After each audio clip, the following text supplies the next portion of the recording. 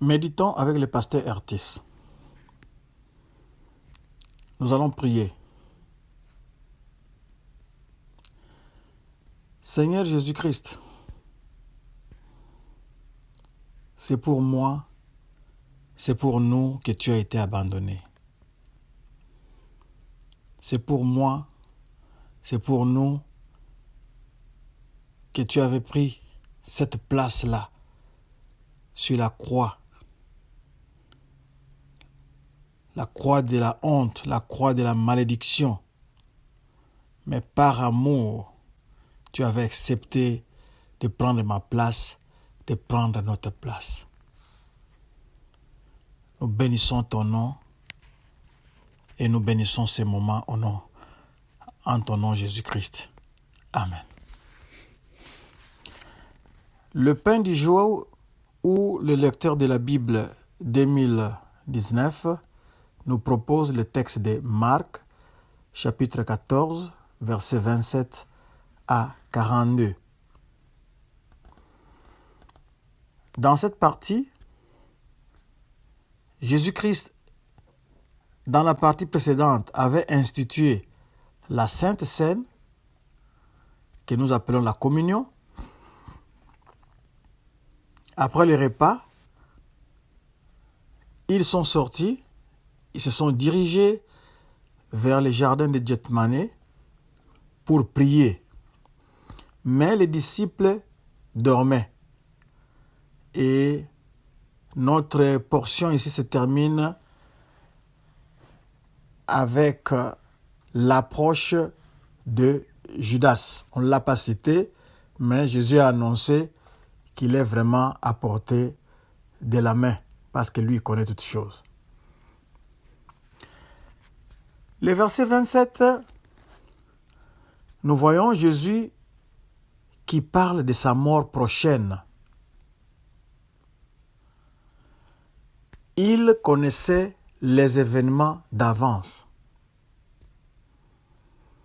Il pouvait même s'échapper s'il voulait. Parce que si on regarde l'emplacement du jardin de Gethsémani,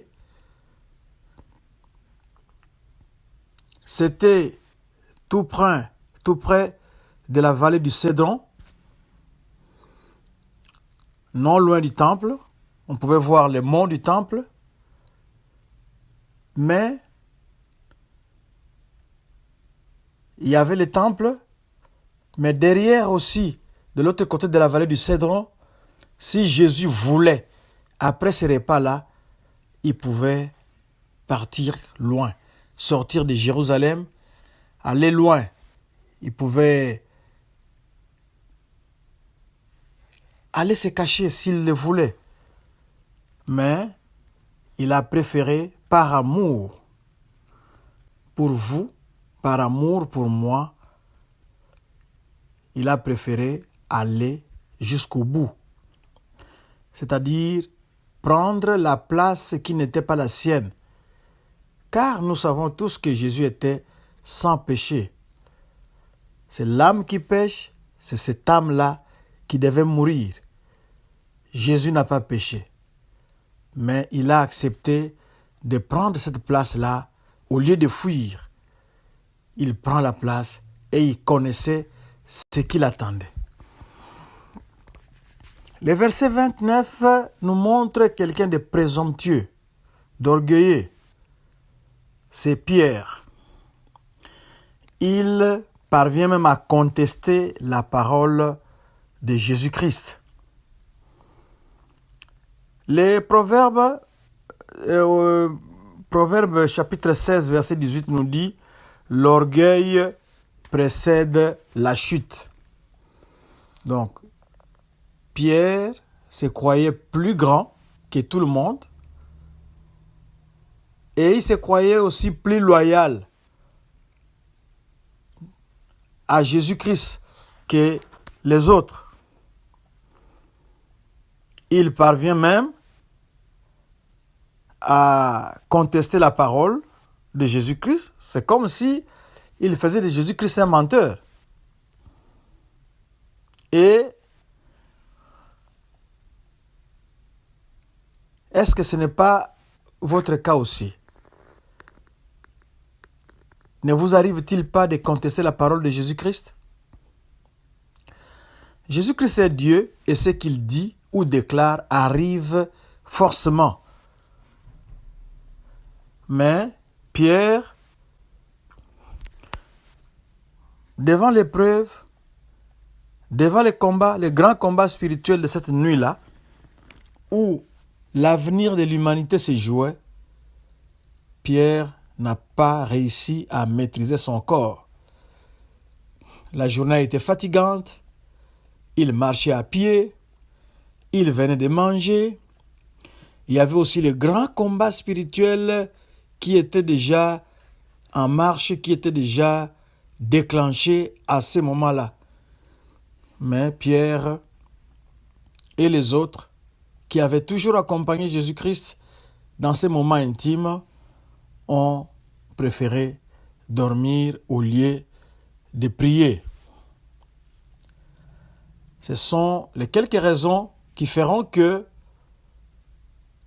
Pierre va tomber, c'est-à-dire il arrivera même à renier Jésus-Christ si nous pouvons déjà anticiper. Jésus-Christ nous donne ici un modèle de prière. Il dit au verset 36, « Non pas ce que je veux, mais ce que tu veux. » Il soumet sa volonté à la volonté de Dieu, à la volonté du Père. Et au verset 38, Jésus-Christ nous donne une technique pour ne pas tomber en tentation. Laquelle technique, c'est de veiller et de prier. Quand vous veillez, vous ajoutez la prière, vous ne tomberez pas en tentation. Si Pierre et ses compagnons qui avaient accompagné Jésus-Christ pour le soutenir, mais ils arrivent là-bas, ils se sont révélés inutiles parce qu'ils dormaient. Ils ont été inutiles comme les amis de Job qui sont venus les consoler, mais au lieu de les consoler, ils étaient plutôt en train de les condamner, de l'enfoncer encore. Donc, ils étaient inutiles. Pierre et ses compagnons n'ont pas pu soutenir Jésus-Christ, ne serait-ce qu'un seul moment, pendant ce temps de prière intense. Jésus-Christ a prié en appelant son Père Abba. C'est un mot araméen, un mot qu'on retrouve dans le langage enfantin, dans le langage des enfants, pour s'adresser à leur Père. Mais les Juifs n'utilisaient pas ces mots-là dans leur prière à cause de la familiarité. Ils avaient beaucoup trop de respect pour Dieu que l'appeler Abba, Père, semblait comme si il lui manquait du respect. Nous comprenons qu'ils sont dans l'Ancien Testament, mais nous sommes dans le Nouveau Testament. Jésus-Christ est venu nous montrer les pères. Le Père de Jésus-Christ, c'est notre Père aussi. Nous pouvons aussi l'appeler Abba. Ici, ces mots insistent sur la relation Père et Fils avec Dieu. Qu'est-ce qu'il faut faire? Jésus-Christ connaissait ce qui allait arriver.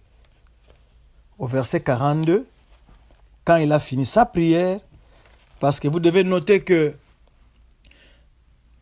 il a marché, il a fait son ministère pendant la journée, il vient de manger, il vient prier, il y a même une grande angoisse sur lui. La pression du combat spirituel était sur lui, concentrée sur lui, parce que les disciples qu'il a amenés ne l'ont pas aidé, ne l'ont pas soutenu pendant ce temps-là. Jésus-Christ réalisait que lui qui était saint, 3 fois saint, allait maintenant porter les péchés, être les péchés. Du fait du péché, il sera séparé momentanément de son Père. Toutes ces angoisses-là l'ont contraint, l'ont oppressé, l'ont abattu.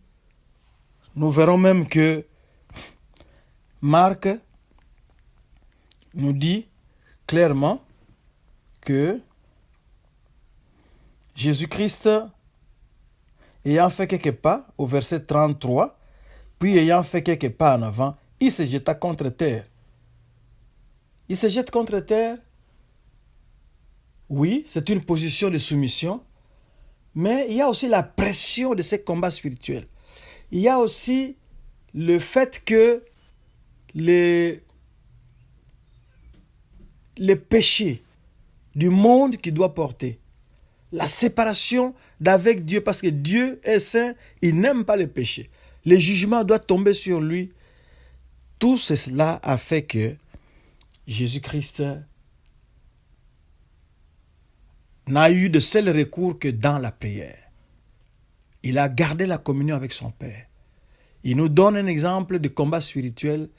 Si vous voulez vaincre, c'est à genoux. Si vous voulez vaincre, c'est dans la prière.